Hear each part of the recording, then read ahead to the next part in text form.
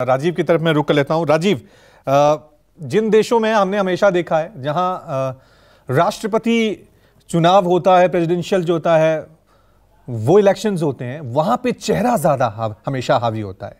लेकिन हम देख रहे हैं पिछले कई सालों से हमारे देश की सियासत में, चाहे वो राज्य के चुनाव हो या फिर केंद्र के चुनाव हो, अब चेहरा एक बड़ा मुद्दा बनता जा रहा है और बीजेपी ने इसे एक बहुत बड़ा, कह सकते हैं कि बड़ा हथियार बना लिया है। लोकसभा चुनाव हो, विधानसभा चुनाव हो, सबसे पहले चेहरा आगे किया जाता है, वो चेहरा है प्रधानमंत्री मोदी का।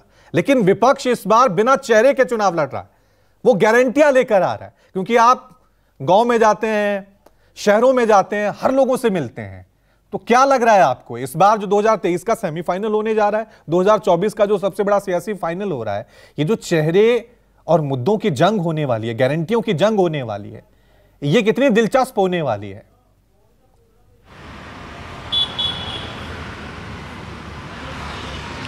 देखिए रवि, मैं जयपुर में हूँ और राजस्थान मध्य प्रदेश के जो चुनाव की चर्चा आज हम लोग कर रहे हैं, उसमें जो एक महत्वपूर्ण, उसमें छत्तीसगढ़ को भी मिला लिया जाए तो भारतीय जनता पार्टी की एक महत्वपूर्ण रणनीति ये है कि ये इन तीनों राज्यों में वो नए नेतृत्व को सामने लाने पर विचार कर रहा है और जो पुराने चेहरे पार्टी के हैं अब उनसे थोड़ा परहेज, उनको तवज्जो तो पार्टी में मिल रही है, लेकिन मुझे ऐसा लगता है कि इन तीनों राज्यों में भारतीय जनता पार्टी ने नए नेतृत्व को लाने का ये रणनीति इस चुनाव में बनाई है। अगर आप देखें राजस्थान में, मोटे तौर पर राजस्थान के बाहर के लोगों को चाहे जो लगे, लेकिन राजस्थान में मोटे तौर पर कांग्रेस पार्टी की तरफ से अगर आप बात करेंगे आम लोगों से, तो अशोक गहलोत का नाम अब भी बहुत ऊपर आता है।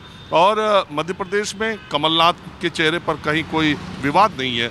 ठीक इसी तरह भूपेश बघेल छत्तीसगढ़ में कांग्रेस का चेहरा है। तो इन तीनों राज्यों में चेहरे सामने दिखाई दे रहे हैं, मगर भारतीय जनता पार्टी ने अपने पुराने तीनों राज्यों के, रमन सिंह हो, चाहे वसुंधरा राजे हो, चाहे शिवराज सिंह चौहान हो, इन तीनों के नाम को आगे बढ़ाने के बजाय उन्होंने कमल के फूल और प्रधानमंत्री नरेंद्र मोदी के चेहरे को आगे बढ़ाया। ये अलग अलग पार्टियों की रणनीति होती है, ऐसा नहीं है। पश्चिम बंगाल में जब चुनाव हुआ था तब ममता बनर्जी का चेहरा था और विपक्ष बीजेपी अपने किसी चेहरे को आगे नहीं कर रही थी। तो जब जिस पार्टी की जो मजबूत कड़ी होती है उसको वो अपने चुनाव में उसको वो आजमाता है। तो अभी राजस्थान में मुख्यमंत्री के जितने भी संभावित कैंडिडेट हो सकते हो, चाहे राज्यवर्धन राठौर हो, चाहे दिया कुमारी हो, चाहे बालकनाथ हो, या जितने भी आप नाम ले सकते हैं, जितने भी संभावित मुख्यमंत्री के चेहरे हो सकते हैं, उन सबको करीब करीब विधानसभा चुनाव लड़ाने का फैसला पार्टी ने किया है। उसकी वजह दो है। एक तो इन राज्यों में, मध्य प्रदेश में भी आप देखिए जितने भी मुख्यमंत्री के संभावित उम्मीदवार बीजेपी के हो सकते हैं, कैलाश विजयवर्गीय हो, नरेंद्र सिंह तोमर हो, ज्योतिरादित्य सिंधिया हो, या दूसरे जो भी नेता आप समझिए, उन सबको विधानसभा चुनाव लड़ाने का फैसला बीजेपी ने इसीलिए किया है। उन्होंने सांसदों को भी विधायकी का टिकट इसीलिए दिया है। इसके पीछे मुझे लगता है कि दो रणनीति है। पहली बात तो ये कि पार्टी में गुटबाजी खत्म हो, और दूसरी बात ये कि प्रधानमंत्री नरेंद्र मोदी के चेहरे पर सांसद बने लोग जरा विधानसभा में और स्थानीय मुद्दों पर भी चुनाव लड़के दिखाएं। और तीसरी बात ये कि जो भी नेता अपने क्षेत्र में, अपने प्रभाव वाले क्षेत्रों में अच्छा प्रदर्शन करेगा तो फिर किसी भी लाग लपेट के उसको आगे बड़ी भूमिका सौंपी जा सकती है। आप देखिए, मैं यहाँ जयपुर में हूँ, दिया कुमारी को जयपुर की या राजस्थान की जो सबसे सेफेस्ट सीट हो सकती है, विद्याधर नगर, सेफेस्ट सीट मैं कह रहा हूँ, पार्टियों की होती है, हर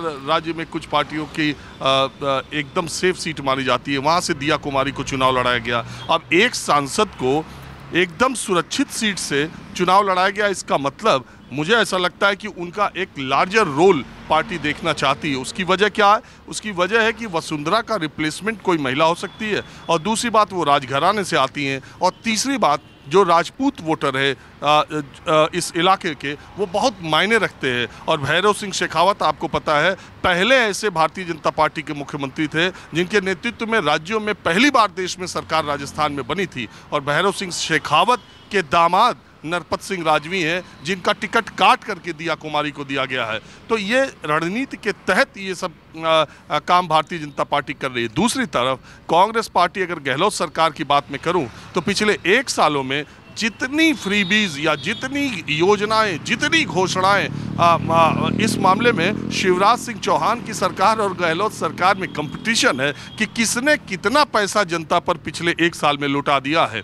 और गहलोत सरकार अपनी उन्हीं स्कीम्स के बदौलत जो रिवाज है राजस्थान का वो बदलने की कोशिश में है। दूसरी बात, कमलनाथ, ये एक बात ये माननी पड़ेगी रवि कि कमलनाथ ने कभी राज्यों की राजनीति नहीं की। वो हमेशा एमपी बने और केंद्र में जब भी कांग्रेस की सरकार बनी तो वहाँ मंत्री बने, लेकिन जब उनको राज्य की कमान दी गई, मुख्यमंत्री पद से हटने के बाद कमलनाथ ने मध्य प्रदेश नहीं छोड़ा और लगातार वो मध्य प्रदेश में बने हुए हैं। वजह यही है कि कांग्रेस में निर्विरोध वो मध्य प्रदेश में चेहरा बने हुए।